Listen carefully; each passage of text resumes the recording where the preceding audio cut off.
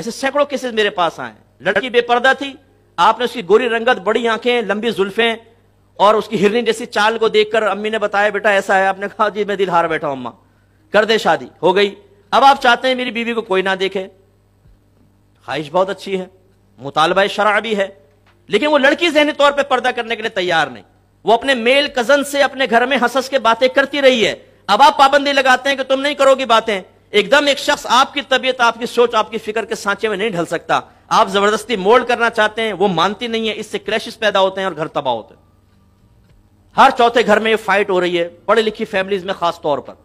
تو آپ اگر دیندار ہیں تو دیندار بچی کو تلاش کریں نا, آپ نیک سیرت بچی کو تلاش کریں, یا آپ اس فیملی کے سامنے اپنی ریکوائرمنٹس رکھیں جو شرعی ریکوائرمنٹس ہیں کہ بھئی میں آپ کی بچی سے ہم شادی کر رہے ہیں, دیکھیں ہمارا بیٹا یہ کام کروائے گا, یہ پردہ کروائے گا, یہ گھر سے باہر بلا اجازت نکلنے نہیں دے گا, یہ میل کزن سے ملنے نہیں دے گا, یہ آپ کرتے ہیں تو یس. پہلے ہم رشتہ حاصل کرنے کے لیے ڈرتے ہیں کہ یار ایسا نہ ہو, منع کر دیں.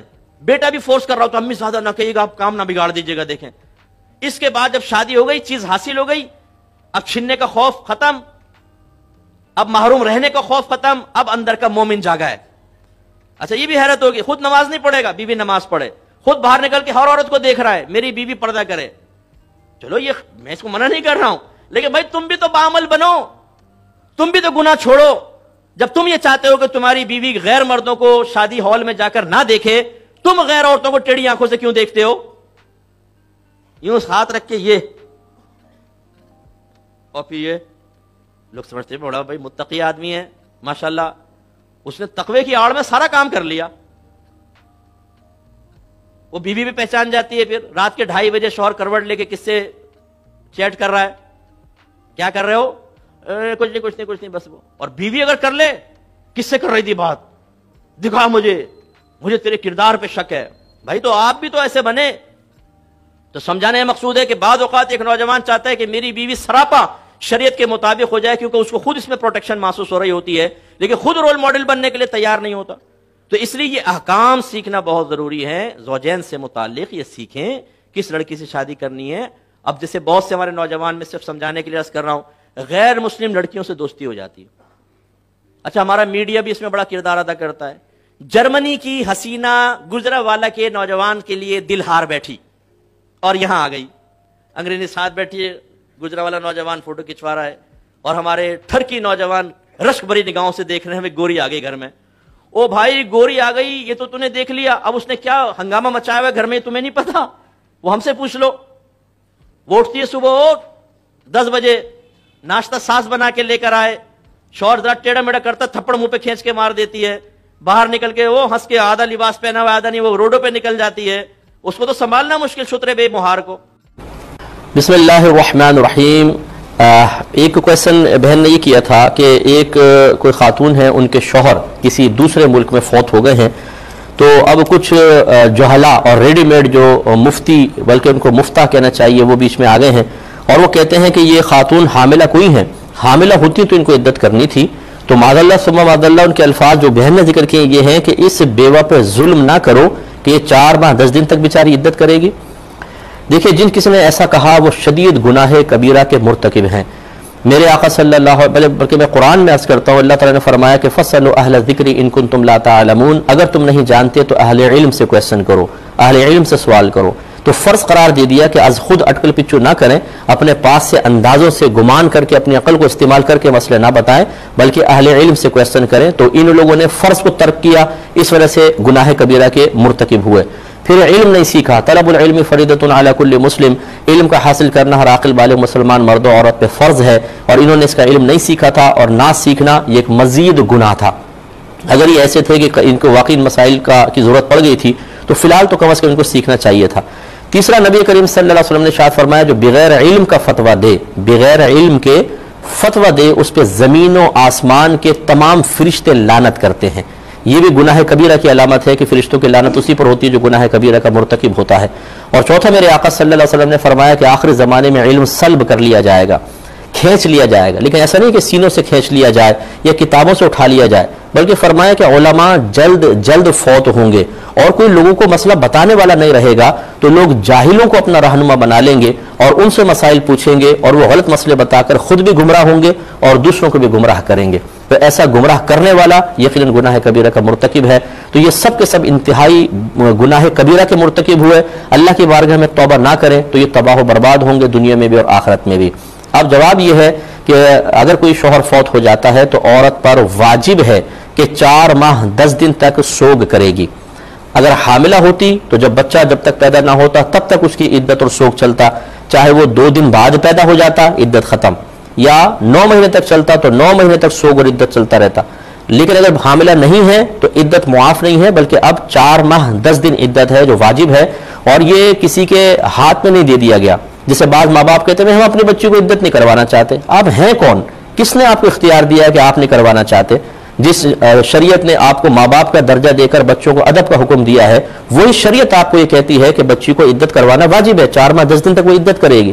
تو جب اپنی باری آتی ہے, بچے بدتمیزی کریں, حق ادا نہ کریں, بیٹا پوری تنخواہ بیوی کو دے دے ماں کو نہ دے, تو یہی ماں قرآن سنائے گی, حدیثیں سنائے گی کہ ہمارا حق بیان کیا اللہ تعالیٰ نے, تم نے قرآن اور حدیث تباہ ہو جاؤ گے, برباد ہو جاؤ گے. لیکن جب اس قسم کی صورتحال آتی ہے تو کیا قرآن اور کیا حدیث. تو جو پھر اپنے مطلب کے لیے, اپنی جہالت کے اظہار کے لیے قرآن و حدیث کو فراموش کرتا ہے تو پھر یاد رکھیے کہ اللہ تبارک و تعالیٰ اس کی عزت بھی قلوب سے نکال دیتا ہے اور وہ خوار اور تباہ و برباد ہوگا.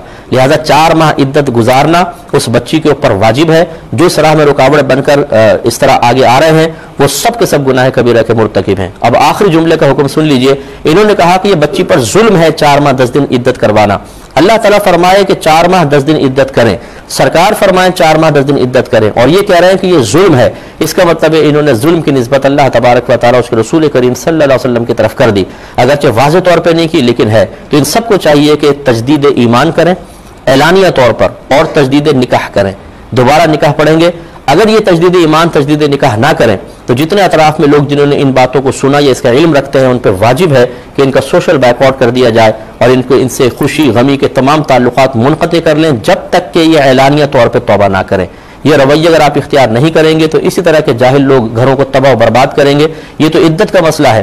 طلاقوں کے مسئلوں کے اندر کود جاتے ہیں جاہل, اور 3 طلاقوں کے بعد یہ خود اپنے پاس سے حکم لگا دیتے ہیں کہ ارے بھی کچھ نہیں ہوتا, بھیج دو بچی کو یہاں پر.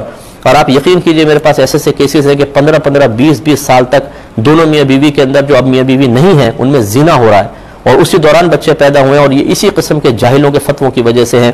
لہٰذا کوئی برا نہ مانے کہ جی وہ صاحب بہت سخت الفاظ میں بیان کر رہے ہیں, لیکن یہ سخت الفاظ آپ کے لیے ایک مرہم کی حیثیت رکھتے ہیں.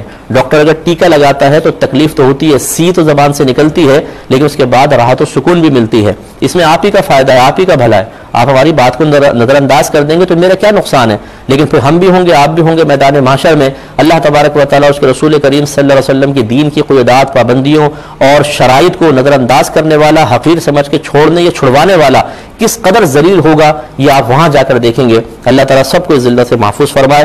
تو خلاصہ یہ کہ عدت کروائی جائے گی. جو اس طرح منع کر رہے ہیں وہ سب کے سب یا تو گناہ کبیرہ کے مرتکب ہیں, اور معاذ اللہ ہو سکتا ہے ان کا ایمان بھی خطرے میں ہو, تو ان کو تجدید ایمان کرنا چاہیے. حنفی سے متعلقہ مسائل کے ساتھ آپ کی خدمت میں حاضر ہیں. کچھ آفر کویسچنز ہیں. ایک بھائی نے پوچھا کہ ہمارے یہاں یورپ میں کچھ لوگ غیر قانونی طور پر آتے ہیں اور راستہ بعض اوقات بہت مشکل ہوتا ہے, جان کا خطرہ بھی ہوتا ہے. اگر وہ راستے میں اس طرح انلیگل آتے ہوئے مر جائیں تو کیا یہ خودکشی کہلائے گی کہ نہیں؟ اور بھی کویسچن ہیں ان کے, لیکن سیریل وائز لے لیتا ہوں. دیکھیں, پہلی بات یہ ہے کہ جب ایسا سفر ہو کہ جو غیر قانونی بھی ہو اور اس میں یہ گمان ہو, جیسے سمندروں کے سفر کرتے ہیں, خطرناک جنگلوں میں سفر کرنا پڑ جاتا ہے, یا یہ گمان ہو کہ اگر پولیس دیکھ لے گی یا وہاں کی فوج وغیرہ دیکھ لے گی تو شوٹ کر دے گی, تو ایسا سفر اختیار کرنا, چاہے وہ اپنے کاروبار کے لیے یا اپنی جاب وغیرہ کے حصول کے لیے ہو, حرام اور گناہ کبیرہ کہلائے گا. وَلَا تُلْقُوا بِأَيْدِيكُمْ إِلَى التَّهْلُكَةِ, اللہ تعالیٰ فرماتا ہے اپنے آپ کو ہلاکت میں مبتلا نہ کرو. تو اس طرح اللیگل سفر کرنا بالکل غلط ہوگا. اگر کوئی اس دوران مر جائے گا تو گویا کہ اس نے اپنے آپ کو خودکشی پر ہی پیش کیا ہے, اور اس کے لیے آخرت میں دردناک انجام ہو سکتا ہے. دوسرا نے پوچھا کہ کچھ ایسے ہی نوجوان ہوتے ہیں جو جانے سے پہلے اپنے پیروں کے پاس پہنچتے ہیں, ان سے وظیفے لیتے ہیں, دعائیں کرواتے ہیں. ایسے پیروں اور کا کیا حکم ہے کہ جو اس طرح دے دیتے ہیں؟ دیکھیں یقینی سی بات ہے کہ جب کوئی نوجوان ان کے پاس جائے گا تو یہ تو کہے گا نہیں کہ حضور میں غیر قانونی جانا چاہتا ہوں، میرا کام ہو جائے آپ دے دیں. یہ کہتے ہوں گے کہ جی میں نے جاب کرنی ہے، بس یہ دعا کریں کہ میں وہاں خیریت سے پہنچ جاؤں، میرا ویزا وغیرہ لگ جائے، اس طرح لے لیتے ہوں گے. ہمارا یہ حسن زن ہے، تو اس لیے ان کی بزرگوں کی کوئی گرفت نہیں ہے. لیکن فرض کر لیں کہ اگر ایک نوجوان کسی دینی معظم ہستی کو یہ بات بتا دیتا ہے کہ میں غیر قانونی جا رہا ہوں، اور وہاں پروٹیکشن کے لیے کہ میں صحیح پہنچ جاؤں کوئی تعویذ وغیرہ دے دیں، تو ان کو ہرگز نہیں دینا چاہیے، کیونکہ یہ برائی میں تعاون ہے. اللہ تعالیٰ فرماتا ہے تعاونوا علی البر والتقوی ولا تعاونوا علی الاثم والعدوان. اچھائی، نیکی اور بھلائی کے کاموں میں باہم ایک دوسرے سے تعاون کرو، لیکن گناہ اور زیادتی کے کام میں تعاون نہ کرو، لہذا یہ خلاف شرع ہوگا. یہ کہتے ہیں کہ جب وہاں پہنچتے ہیں تو بعض نوجوان سیاسی پناہ کی درخواست دائر کر دیتے ہیں کہ ہم اس طرح آئیں، ہمارے وہاں جان کا خطرہ ہے ہمیں، یعنی جھوٹ بول کر تو پھر وہاں پہ وہ کیمپس وغیرہ میں رکھ دیتے ہیں، وہاں کھانا کھاتے ہیں اور رہائش بھی حاصل کرتے ہیں، پھر جھوٹے کاغذات بنا کر انٹر ہو جاتے ہیں اور وہاں جاب وغیرہ کرتے ہیں. اس کی کیا شرعی حیثیت ہے؟ دیکھیں یقینی سی بات ہے کہ یہ سب دھوکہ ہے، جھوٹ ہے، اور جتنا وہاں کھاتے رہیں گے یہ دوسروں کا چونکہ حق مارنا ہے وہ بھی حرام ہوگا اور ناجائز ہوگا. ایک انہوں نے کہا کہ پھر وہ کرنے کے بعد پہنچ جاتے ہیں اور جاب وغیرہ کرتے ہیں، اس کا کیا شرعی حکم ہے؟ دیکھیں جھوٹے کاغذات پر جاب حاصل کرنا یقینی سی بات ہے دھوکہ ہے، فراڈ ہے، اور یہ عمل گناہ ہے. لیکن اگر جاب حاصل کرنے کے بعد جو کام وہاں کرنا ہے وہ کام پورا 100% دیانتداری کے ساتھ کرتا ہے اور اس کی صلاحیت بھی رکھتا ہے، اگر اس کا کچھ تجربہ مانگا ہے تو وہ ایکسپیرینس بھی اس کے پاس ہو، تو بہرحال اس کی سیلری جائز ہوگی، کیونکہ وہ کام کی اجرت ہے. وہ مطلب جو پہلے جھوٹ بولا یا غلط قسم کے ڈاکومنٹس بنائے، ان کی حرمت اس عمل میں سرائیت نہیں کرے گی، لیکن بہرحال اس کی جرت وہی کرے گا جو آخرت سے بے خوف ہوگا. آخری بات انہوں نے پوچھی کہ مجھے یہاں کی زبان آتی ہے، تو بعض لوگ مجھ سے کانٹیکٹ کرتے ہیں کہ جھوٹے کاغذات وغیرہ بنانے میں اور دیگر چیزوں میں ہماری مدد کر دو، تو میں کروں یا نہ کروں؟ تو یہ میں ابھی آپ کو آیت سنا چکا ہوں، ہرگز ان کی مدد نہیں کریں گے.